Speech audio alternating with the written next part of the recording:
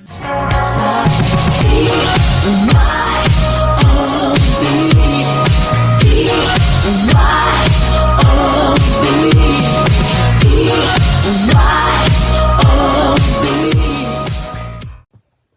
everyone, your boy DylCraftZ here, and welcome back to another reaction. So we'll be reacting to the Odd Ones Out's latest video that came out a day ago called "Getting Lost at Camp."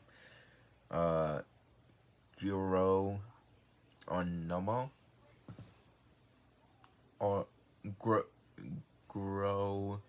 Nemo.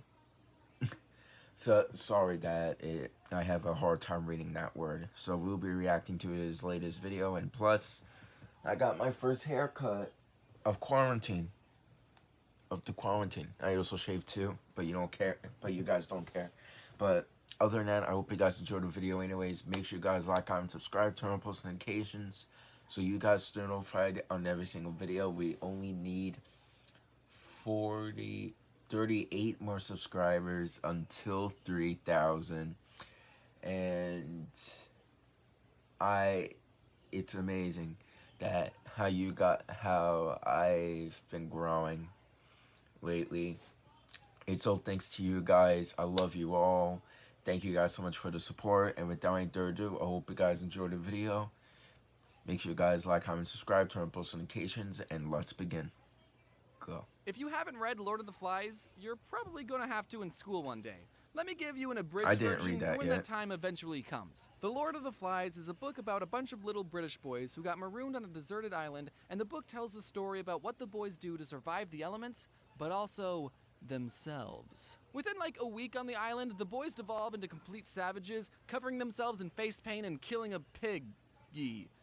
I said too much. And when I read the book in high school, I thought having the boys turn savage so quickly wasn't all that accurate. As a former young boy myself, I was insulted that William Golding thought that us little boys were so heartless. But then I remembered all the things that happened at my scout camp, Camp Geronimo, and I realized that Lord of the Flies is still inaccurate. The boys would have gone savage way faster. Listen, I'm a cautious person when I'm hanging around the guys. In PE, the other boys would be playing this game called Quarters, where you would fling quarters at people's knuckles until they bled, but I wouldn't play that game because it's dangerous and I'm a loser. Or when I was at a party and someone wanted to play the knife game to show off how good their hand-eye coordination was, I wouldn't play that game either because I needed my hands to draw.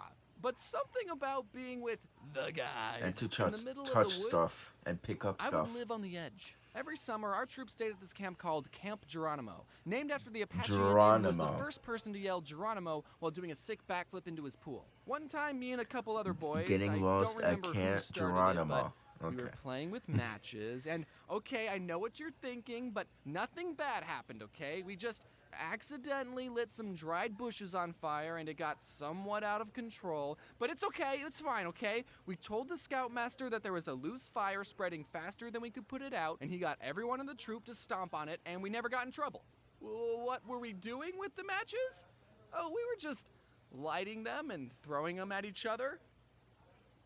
Anyway, about 30 other scout troops attended Camp Geronimo, and we would spend a whole week sleeping in tents and earning merit badges. Most of the camp honestly felt like school, but outside. Like, when you got to the camp, you were given a schedule of classes, and for the next 7 days, you would go to those classes and learn and fill out packets and sometimes even have homework, which probably helped us not devolve into savages. I mean, sure, the classes weren't as boring as English or geometry. Geronimo's classes were wilderness survival, kayaking, or bear self-defense. Earning a merit badge required 2 things. The first thing, you had to write stuff down. Name and point out the major parts of a kayak. Kayak. Explain to your counselor the hazards you're most likely to encounter while participating in kayaking activities. Never. I went to summer day camp. And the second part of the merit badge, you had to actually go out and do stuff. Capsize the kayak, which I love, swim it and the paddle to the shore, and if you don't make it, the bears will get you.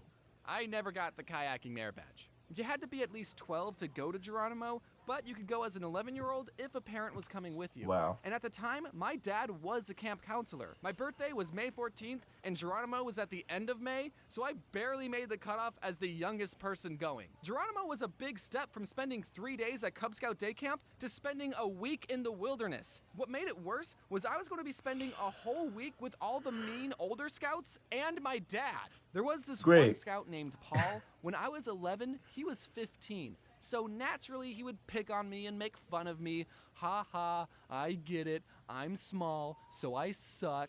But silver lining, he got fatter. And a couple years ago, he reached out to me, and I had been doing the whole YouTube thing for a while. He was off starting his own business, and he wanted to do some business opportunity with me. And I just said, hey, do you want to do my merch? So now he works for me. So kids, if you ever have bullies, just become successful on YouTube and then hire them to sell plushies. He's actually a really good merch guy. He gets all my stuff into these retail stores. So if you see a Floof plushie at Hot Topic, you can say, thanks, Paul. Bullies really do make a difference.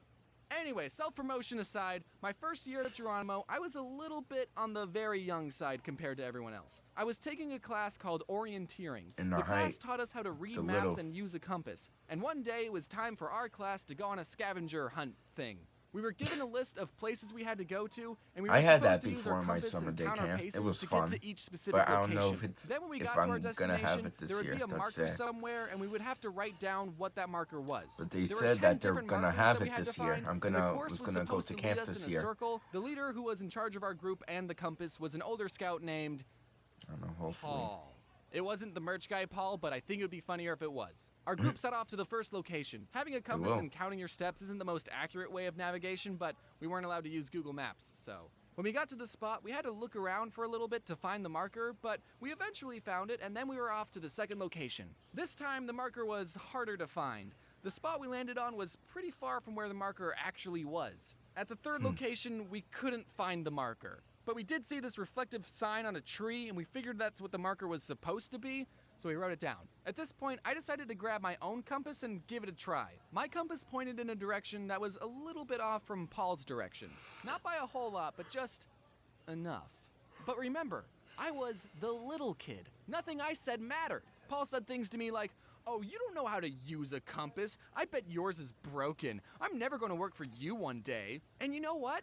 I believed him. This guy is 15 years old. Do you know how wise and experienced he is? So we kept going and struggling. So what? We used anything we found as a marker. Some piece of trash, it's a marker. Hey, this tree has an A and an M carved into a heart. Kind of weird that it's at an all-boys camp. Do you think that it's a marker? Eventually, we all had to admit that we were completely lost. The other boys told Paul to hand over his compass, and Paul reached into his pocket, pulled out his compass, and 2 buzz magnets. Buzz magnets are magnets that are shaped like a bullet, and you can throw them up in the air and they make this cool buzzing sound. They sold them at the camp store, so that's why Paul had them. And everyone immediately figured out why we were lost. For those of you who don't know how compasses and magnets work, I don't know either. I think it has something to do with them coming from outer space. A compass is supposed to point to the magnetic North Pole, and a magnet will mess up the direction a compass is supposed to point in. Paul's compass wasn't pointing to his pants the whole time. We would have been suspicious if that had happened. But because his compass was right next to a magnet, it got uncalibrated, and then we all got lost in the woods and died. And that's why I don't have an orienteering merit badge. I was upset because my compass probably wasn't broken, but I didn't stand up for myself. Because I don't do that. I have more Camp Geronimo stories, like the time me and my friend threw a Ziploc bag full of water at the older kids' lean-to, and then I ran away so fast that I threw up. But I already did a video about that, and it's 5 years old, and it's very bad, and you're not allowed to watch it. So the moral of this video is, just because you're young doesn't mean you're stupid, but it does mean you make bad videos on YouTube. Also, check your pockets before going orienteering. Going orienteering. Sounds like a tongue twister. Going orienteering. Going orienteering. Going orienteering. Well, that was my Camp Geronimo experience. It was a lot of fun.